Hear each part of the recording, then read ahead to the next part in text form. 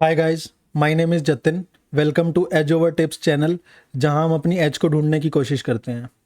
So guys, इस series में हमने पिछली वीडियो में सीखा कि कॉल ऑप्शन क्या होता है, पुट ऑप्शन क्या होता है, दोनों के मीनिंग्स कैसे होते हैं, कि ऊपर जाते टाइम हम कैसे पैसे कमा सकते हैं और नीचे जाते टाइम कैसे पैसे कमा सकते हैं, दोनों पे हम कैसे कॉन्ट्रैक्ट्स बनाते हैं। अब पिछली वीडियो में मैंने आपको बताया था कि हम कोई सी भी स्ट्राइक प्राइस सेलेक्ट कर सकते हैं। अब इस वीडियो में मैं आपको बताऊंगा कि स्ट्राइक प्राइस होती क्या है, कितनी तरह की होती है। अब लेट्स से एक एग्जांपल लेते हैं। एग्जांपल से स्टार्ट करता हूं कि एक स्टॉक है, उसका प्राइस अभी 100 रुपये चल रहा है। हम इस 100 रुपये पे भी कॉन्ट्रैक्ट बना सकते हैं, कॉल का और पुट का। 105 रुपये पे भी बना सकते हैं कॉल और पुट का। 95 पे भी बना सकते हैं कॉल और पुट का। ठीक है, मार्केट अभी यहाँ पे है, तो इसका कॉन्ट्रैक्ट बनाऊंगा, इसका कॉन्ट्रैक्ट बनाऊंगा, इसका कॉन्ट्रैक्ट बनाऊंगा, तो ये तीनों ही ना स्ट्राइक प्राइस हैं, इसको स्ट्राइक प्राइस कहेंगे। तो क्वेश्चन यह है कि कौन सी स्ट्राइक प्राइस मेरे को सेलेक्ट करनी है, कौन सी स्ट्राइक प्राइस पे मुझे कॉन्ट्रैक्ट बनाना है। अब एग्जाम्पल के साथ दोबारा लेता हूँ, मैं कॉल वाला एग्जाम्पल लेता हूँ। मान लो 100 रुपये पे मार्केट चल रही थी, मैं एज्यूम कर रहा हूँ कि मार्केट अभी ऊपर जाएगी। अब मैंने 3 एग्जाम्पल से लेते हैं, इन तीनों का ही लेते हैं। एक सबसे पहले 95 का कॉन्ट्रैक्ट बनाया मैंने। 95 के कॉल का कॉन्ट्रैक्ट का मतलब है कि मैं 95 पे कभी भी बाय कर सकता हूँ, मेरी मर्जी है। अब मार्केट 100 रुपये पे ऑलरेडी है, 100 रुपये पे ऑलरेडी है, तो मैं उसको 100 रुपये पे बेच सकता हूँ। ठीक है, अब मैंने 95 का कॉन्ट्रैक्ट बना रखा है कि मैं 95 पे उसको कभी भी बाय कर सकता हूँ। अब 100 रुपये पे मार्केट ऑलरेडी है, तो जब मैंने ये कॉन्ट्रैक्ट बनाया तो मेरे को प्रॉफिट होएगा। अगर मार्केट ऊपर चलेगी तो और ज़्यादा होगा, वहीं रह गई तब भी मुझे इसमें प्रॉफिट होगा। क्योंकि मैं 95 का खरीद के, क्योंकि मेरे पास कॉन्ट्रैक्ट है, मैं कभी भी उसको खरीद सकता हूँ और 100 रुपये पे बेच दूंगा, मेरे को 5 रुपये का तब भी प्रॉफिट होगा। तो इसमें मेरे को प्रॉफिट होगा ही होगा, मतलब चांसेस बढ़ गए, होगा ही होगा नहीं। अगर नीचे चलेगी तो नहीं होगा, वो एक अलग चीज़ है। अब दूसरा केस लेते हैं, 100 रुपये वाला ही। ठीक है, इसमें मेरी प्रोबेबिलिटी ज़्यादा हाई थी। ठीक है, अब 100 रुपये का एग्जाम्पल लेते हैं। अब मार्केट 100 रुपये पे ही रहेगी, जैसे मैंने इसमें बताया था, तो 100 रुपये पे ही रहेगी और मेरे पास कॉन्ट्रैक्ट है कि मैं 100 पे बाय कर सकता हूँ। अब मैं 100 का खरीद के 100 का बेच दूंगा, मेरे को प्रॉफिट क्या होगा? प्रीमियम मैं अलग से दूंगा, तो प्रीमियम का मेरा लॉस होगा। तो फिर भी मेरे को लॉस इतना नहीं होगा, लॉस तो नहीं होगा ना, जीरो पे रहूंगा। ठीक है, इसमें तो मेरे को चांसेस बढ़ जाएंगे ना, चाहे मार्केट वहीं पे ही रहे। एक मैंने 105 का लिया, मैंने कॉन्ट्रैक्ट लिया कि 105 पे मैं कभी भी खरीद सकता हूं। अब मार्केट वहीं रह गई, तीनों केस में वही एग्जांपल लेते हैं, मार्केट 100 रुपये पे रहेगी, बट मेरे पास तो कॉन्ट्रैक्ट है ना, मैं 105 का ही खरीद सकता हूं। अब मैं 105 का खरीद के 100 का बेचूंगा तो मेरे को लॉस होगा और प्रीमियम अलग से जाएगा, जो प्रीमियम दे रखा है, चार्जेस अलग से जाएंगे। तो इसमें मेरी प्रोबेबिलिटी ज़्यादा कम हो जाती है। तो मार्केट थोड़ी सी, मान लो 105 आ गई इधर से, तो भी मेरे को प्रॉफिट नहीं होगा, क्योंकि 105 का मैं खरीदूंगा, 105 रुपये मार्केट बढ़ गई, 100 से 105 होगी, बट मैंने 105 का प्रीमियम ले रखा है, कॉन्ट्रैक्ट ले रखा है कॉल का, मैंने 105 वाली कॉल खरीद रखी है।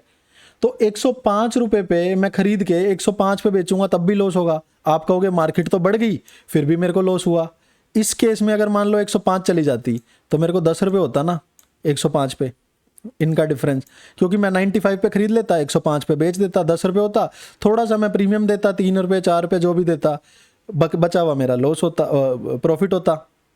तो अब आप मेरे को खुद बताओ कि इन तीनों में किसका प्रीमियम ज़्यादा होना चाहिए, किसका कम होना चाहिए, अगर मार्केट इस टाइम पे 100 रुपये पे है तो अगर 100 रुपये पे है, इसमें जब चांसेस ज़्यादा हैं तो कॉन्ट्रैक्ट के प्राइजेस भी तो ज़्यादा होंगे ना, तो ये मेरी कॉल महंगी होगी ना, क्योंकि ये ऑलरेडी इसमें प्रॉफिट होगा ही होगा अगर मार्केट वहीं भी रहेगी तो।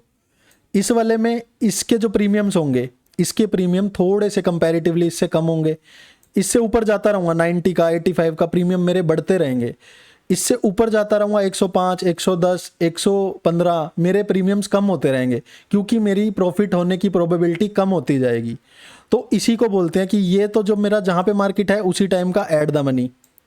जिसमें मार्केट की प्रोबेबिलिटी प्रॉफिट होने की ज़्यादा है वो हो गया मेरा इन द मनी। जो मेरे से दूर जाते जाएंगे, जिनमें प्रॉफिट की प्रोबेबिलिटी कम होती जाएगी, उसको बोलेंगे आउट ऑफ द मनी, तो उसके प्रीमियम कम होंगे। इन द मनी के प्रीमियम हमेशा ज़्यादा होते हैं। ठीक है, ये मैंने आपको एग्जाम्पल लेके बताया कॉल का। सेम मैं आपको एग्जाम्पल देता हूँ पुट का। ठीक है, अगर जिसको ये समझ नहीं आया, अब दोबारा समझने की कोशिश करते हैं, सेम एग्जाम्पल से ही समझाऊंगा। 100 रुपये पे मार्केट है, अब मेरा व्यू है कि मार्केट यहाँ से नीचे जाएगी। अब मेरे पास ऑप्शन है 3, मैं 95 का कॉन्ट्रैक्ट बना सकता हूँ पी का, 105 का और 100 का। पी का कॉन्ट्रैक्ट बनाना है, ठीक है। अब सबसे पहले एग्जांपल लेते हैं 105 का। मैंने कॉन्ट्रैक्ट बनाया 105 का, मैं बोल रहा हूँ कि 105 पे मैं कभी भी बेच सकता हूँ। मैंने बेचने का कॉन्ट्रैक्ट बनाया है कि मेरे पास कॉन्ट्रैक्ट है, साइन किया है, मेरे पास राइट है, मैं उसको कभी भी 105 पे बेच सकता हूँ, मार्केट कहीं भी जाए। अब मार्केट वहीं की वहीं रहेगी 100 पे, तो मैं 100 पे खरीद के 105 का बेच दूंगा, मेरे को 5 रुपये का तो प्रॉफिट हो जाएगा ना। प्रीमियम की अभी बात नहीं करते। अगर मार्केट 100 रुपये रहेगी, 100 रुपये पे तो चलो जीरो ही होगा, ठीक है। अब मार्केट 95 चलेगी, अब 95 चलेगी तो मैं तो 195 का मैंने कॉन्ट्रैक्ट बनाया कि मैं 95 पे कभी भी बेच सकता हूँ, ठीक है। अब मार्केट 100 की 100 ही रहेगी। अब मेरे को 100 का खरीद के 95 का बेचना पड़ेगा, तो मेरा 5 रुपये का लॉस होएगा, मार्केट वहीं की वहीं रहेगी तब भी। तो इसके प्रीमियम जो हैं वो कम होंगे। कॉल के केस में क्या था, 95 के प्रीमियम ज़्यादा थे क्योंकि वो इन द मनी था। इसके केस में 105 इन द मनी है, क्योंकि जो मार्केट 100 पे है ना, नीचे की साइड में मार्केट ऑलरेडी वहीं पे ही है। समझने की दोबारा कोशिश करो। अगर 100 रुपये पे मार्केट है अभी और मैं 105 का कोई कॉन्ट्रैक्ट बना रहा हूँ पुट का, तो मैं ऑलरेडी मार्केट उससे नीचे है और मैं नीचे जाने का ही कॉन्ट्रैक्ट बना रहा हूँ, तो ये इन द मनी होगी ना। तो अगर मैं ऐसे लिख दूं 100, 105, 95, इसको यहाँ से थोड़ा इग्नोर कर दो। ये सी साइड है, ये पी साइड है। सी साइड, अब मार्केट यहाँ पे है इस पॉइंट पे, ठीक है। ये दोनों के लिए एटीएम हो जाएगा 100 वाला। जो 95 है ना, वो इसके लिए तो इन द मनी हो जाएगा, लेकिन पी साइड के लिए आउट ऑफ द मनी हो जाएगा, क्योंकि हमने इसका कॉन्ट्रैक्ट बनाएंगे, मार्केट यहाँ पे है तो मेरे को ऑलरेडी लॉस हो रहा है, ये आउट ऑफ द मनी है। सेम कॉल के लिए ये 105 वाला मेरा आउट ऑफ द मनी हो जाएगा, ये इन द मनी हो जाएगा। आउट ऑफ द मनी क्यों होगा, मार्केट अभी 100 पे है और मैं कह रहा हूँ कि मैं 105 पे खरीदने का राइट ले रहा हूँ, तो ये मेरा आउट ऑफ द मनी हो जाएगा। ये मेरा इन द मनी क्यों होगा, क्योंकि मैं 105 पे कह रहा हूँ मैं कभी भी बेच सकता हूँ और 100 पे मार्केट ऑलरेडी है, मेरे को 5 रुपये का ऑलरेडी प्रॉफिट हो रहा है, तो ये इन द मनी है। जितनी ऊपर जाती रहेगी ये इन द मनी होता जाएगा, ये आउट ऑफ द मनी होता जाएगा। समझ आया? अगर कंफ्यूजन हो रही हो ना, मैंने बहुत आराम से समझाने की कोशिश करी है, आप एक बार इसको दोबारा देखो, पक्का समझ आएगा।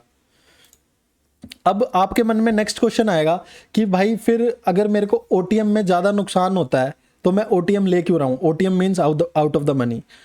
लोग इसलिए लेते हैं क्योंकि उसका प्रीमियम कम होता है, वो सस्ता मिल जाता है। अगर मेरे को 100 का एक लॉट है, ठीक है, 100 शेयर्स लेने हैं एक लॉट के लिए, तो मेरे को आउट ऑफ द मनी के लिए कम प्रीमियम देने पड़ेंगे, इन द मनी के लिए मेरे को ज़्यादा प्रीमियम देने पड़ेंगे, और एट द मनी के लिए इसके बीच के।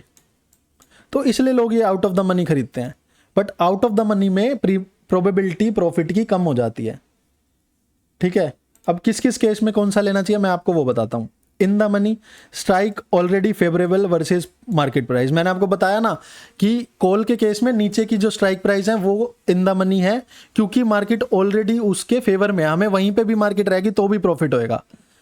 और इसमें हायर प्रीमियम होता है, हायर प्रोबेबिलिटी होती है, इसके प्रीमियम भी थोड़े महंगे होते हैं और इसमें चांसेस ऑफ प्रॉफिट भी ज़्यादा होते हैं।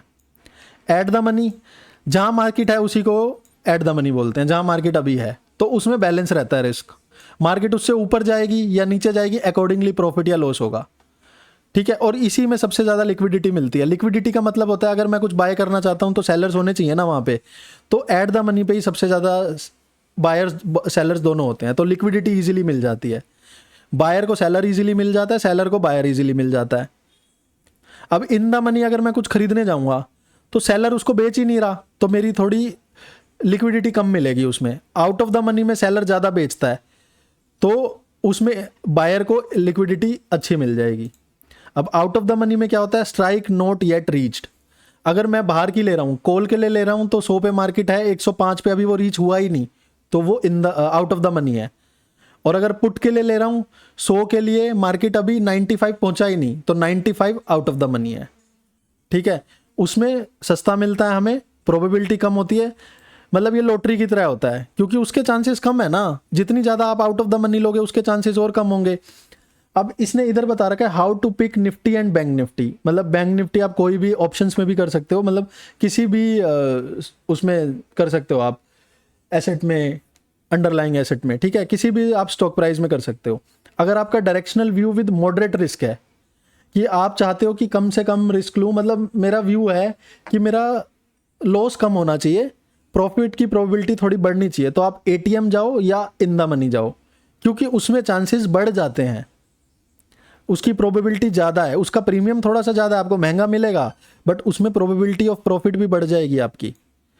अगर आप अग्रेसिव हो और हाई लेवरेज बेट लेना चाहते हो कि मतलब आपका, मान लो आपको पता है, आपको कोई इनसाइडर इन्फॉर्मेशन आ गया, आपको पता है कल को कोई वॉर होने वाली है और मार्केट बहुत तेज़ी से नीचे गिरेगी, तो आप उसको हाई प्रीमियम दो ही मत, क्योंकि मान लो अगर 100 से मार्केट 95 पे आ गई, उस टाइम पे 95 एटीएम बन जाएगा, तो आप बहुत ज़्यादा बाहर का ले सकते हो उस टाइम पे। अगर आप अग्रेसिव हो, पुट खरीद लो बहुत ज़्यादा दूर का ओटीएम, मार्केट ज़्यादा मूव करेगी तो आपको प्रॉफिट ईजिली हो जाएगा, आपको सस्ता मिला था वो।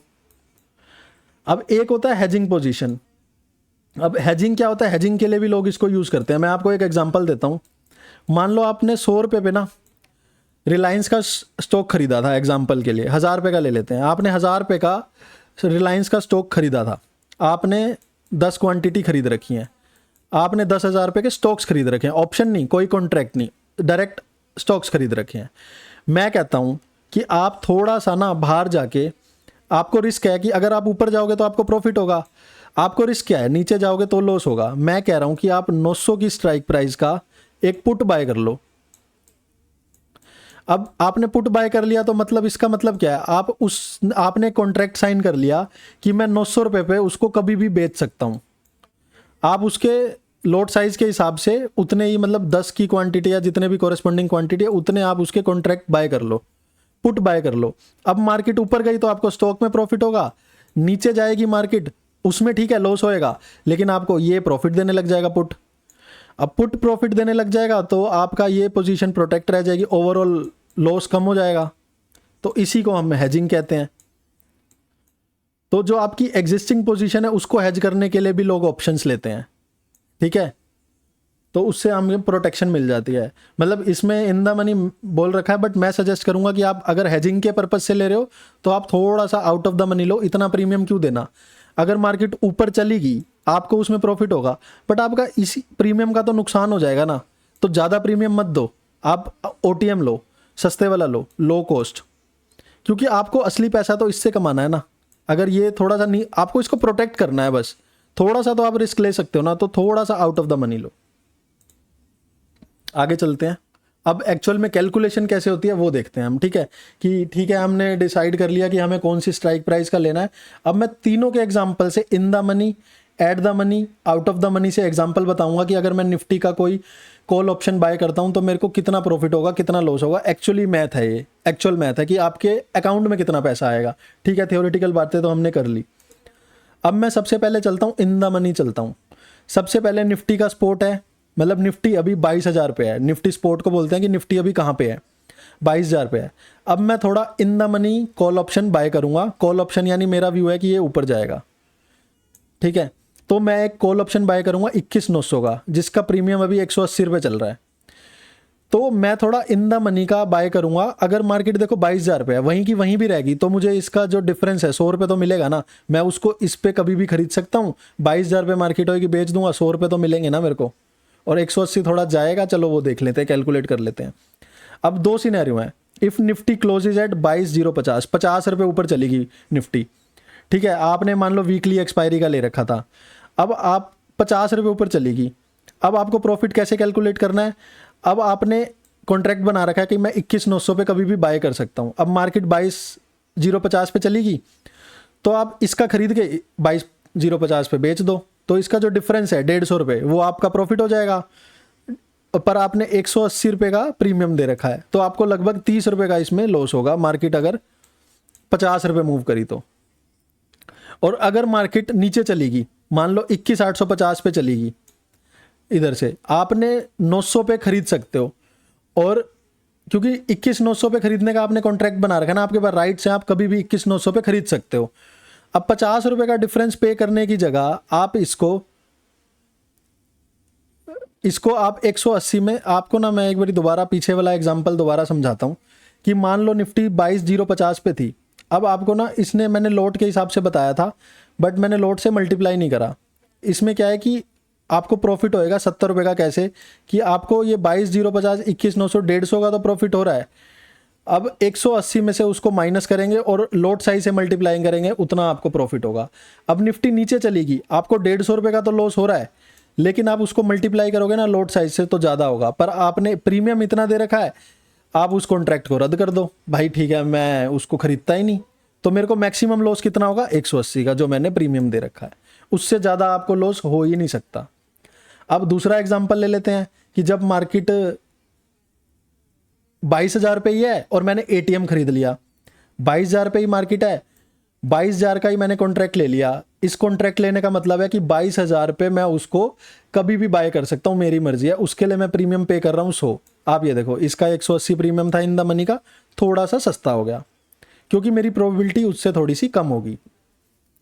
अब वही केस लेते हैं कि निफ्टी मान लो ऊपर गई 150 पॉइंट बढ़ गई, तो आपको 150 इंटू 100 जो आपने प्रीमियम दे रखा था, 150 आपने डिफरेंस कमाया ना इसका, और ये आपने प्रीमियम दे रखा था, तो आपको 50 रुपये प्रॉफिट हो जाएगा पर लोट।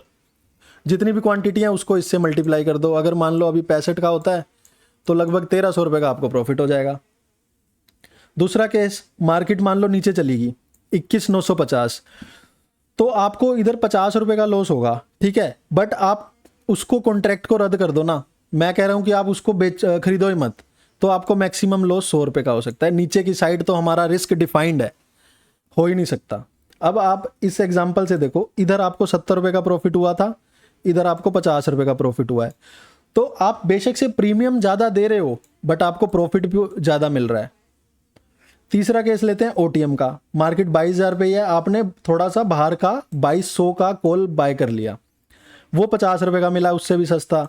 अब इसको खरीदने का मतलब है कि आपने एक राइट्स ले लिया कि मैं इसको निफ्टी को 22,100 पे कभी भी बाय कर सकता हूँ। अब मार्केट को और ज़्यादा मूव करना पड़ेगा। पहले देखो कम मूव करना पड़ा था तभी 70 रुपये का प्रॉफिट हुआ, थोड़ी सी ज़्यादा मूव करी फिर भी कम प्रॉफिट हुआ, अब और ज़्यादा मूव करेगी तब भी उतना प्रॉफिट होगा। देखो यहाँ पे इसको 22,150 पे आने पे 50 रुपये का प्रॉफिट हुआ था, अब 22,200 जाना पड़ेगा उसको, क्योंकि जितने के आपने राइट्स ले रखे हैं आप उसी पे तो बाय करोगे ना। अब आपने 22,200 पे चलेगी, आपने इस पे बाय करके इस पे सेल कर दिया, 100 रुपये का प्रॉफिट हुआ, 50 रुपये आपने प्रीमियम में दे रखे थे, तो पर लोट आपको 50 रुपये का प्रॉफिट हो जाएगा। नीचे जाएगी अगेन आपको लॉस सिर्फ 50 रुपये का ही होगा, क्योंकि आपने प्रीमियम उतने का दे रखा है, प्रीमियम से ज़्यादा लॉस होगा ही नहीं कि तीनों केस में। तो अब इसमें ये देखो प्रोबेबिलिटी ऑफ प्रॉफिट किस में ज़्यादा है। मार्केट को आपकी डायरेक्शन में मूव करने के लिए कितना मूव करना पड़ेगा प्रॉफिट देने के लिए। ओटीएम में आपको प्रॉफिट देने के लिए मार्केट को ज़्यादा मूव करना पड़ेगा, क्योंकि आपने कम प्रीमियम पे किया है। इधर आपको मॉडरेट मूव पे भी आपको प्रॉफिट हो जाएगा, इधर तो थोड़े से मूव पे भी आपको प्रॉफिट हो जाएगा। तो इसमें मार्केट को ज़्यादा मेहनत लगेगी आपको प्रॉफिट देने में, प्रोबेबिलिटी ऑफ प्रॉफिट इसमें कम हो जाएगी। आई थिंक आपको अब ये तीनों सिनेरियो समझ आए होंगे। अब ये है कि किस मार्केट कंडीशन में आपको कौन सी स्ट्राइक प्राइस सेलेक्ट करनी चाहिए, इन द मनी कब सेलेक्ट करनी चाहिए, आउट ऑफ द मनी कब सेलेक्ट करनी चाहिए, एट द मनी कब सेलेक्ट करनी चाहिए। तो मैंने आपको फर्स्ट स्लाइड में थोड़ा सा समझाने की कोशिश भी की थी, दोबारा समझाता हूँ। Your conviction level and expected price movement dictate the optimal strike price for your option contract. कि आपकी कन्विक्शन लेवल क्या है, आपका एक्सपेक्टेड स्ट्राइक प्राइस क्या है। देखो ये ना ऑप्शन की ब्यूटी है कि आप नॉर्मल शेयर लेते हो, जैसे मैंने अभी आपको रिलायंस का एग्जांपल बताया, आपने 1,000 रुपये पे लिया तो आप 1,000 रुपये पे ही ले सकते हो उसको। आप 105, 1,005, 1,100 उस पर नहीं खरीद बेच सकते। ऑप्शन की यही ब्यूटी है, आप उसकी एक्सपेक्टेड रिटर्न या एक्सपेक्टेड प्राइस पहले ही एडवांस में डिसाइड कर सकते हो। मैं इसका 1,100 का पहले ही कॉल खरीद सकता हूँ, पहले से ही, कि मैं 1,100 पे उसको खरीदूंगा आगे जाके। तो अगर हाई कन्विक्शन है, अग्रेसिव प्लेज हो, आपको पता है इनसाइड, मतलब आपकी कन्विक्शन बहुत स्ट्रॉन्ग है, आपको कोई न्यूज़ पता है, आपको पता है कि वॉर होने वाला है, वीकेंड पे कुछ भी हो सकता है, तो आप आउट ऑफ द मनी जाके कम पैसों में ज़्यादा प्रॉफिट कमा सकते हो। या अगर आपको हेज करना है तब भी आप ओटीएम ले सकते हो। मॉडरेट कन्विक्शन मतलब आप नॉर्मल प्राइस एक्शन देख रहे हो, आप बाकी चीज़ें नहीं देख रहे हो, तो आई वुड सजेस्ट कि आप एटीएम या in the money 100-200 point in the money ही कुछ खरीदो, चाहे वो कॉल हो चाहे पुट हो। These have a high probability of expiring profitability. कि मतलब उसमें प्रॉफिट होने की प्रोबेबिलिटी बढ़ जाती है, एंड आर लेस सस्पेक्टेड to time decay early on though are require a larger premium. Premium basic से उसके ज़्यादा होते हैं, लेकिन प्रॉफिट होने की प्रोबेबिलिटी भी ज़्यादा होती है। Never risk more capital than you are comfortably losing entirely. OTM options are often seen as lottery tickets. क्योंकि मैंने आपको बताया ना कि जब तक आपके पास कोई बहुत बड़ी न्यूज़ नहीं है, बहुत स्ट्रॉन्ग कन्विक्शन नहीं है, तब तक आपको OTM नहीं लेना। इसलिए वो लॉटरी टिकट की तरह है कि उसमें मूव बहुत बड़ा आएगा तभी ज़्यादा प्रॉफिट होगा, नहीं तो नहीं आएगा। अगर आप बाय कर रहे हो तो हमेशा ATM या ITM यही ऑप्शन सेलेक्ट करो। तो आज के लिए इतना ही रखते हैं।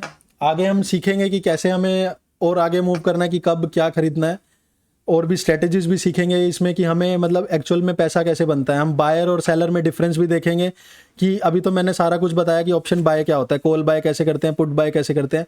आगे मैं आपको सेलिंग भी सिखाऊंगा, ग्रीक्स भी सिखाऊंगा कि ये ऑप्शन प्रीमियम कैलकुलेट कैसे होते हैं। अभी मैंने आपको बताया कि ये 50 रुपये का प्रीमियम है, 70 का प्रीमियम एक्चुअल में कैलकुलेट कैसे करते हैं, ITM का कैसे कैलकुलेट होता है, OTM का कैसे कैलकुलेट होता है, वो सब भी देखेंगे।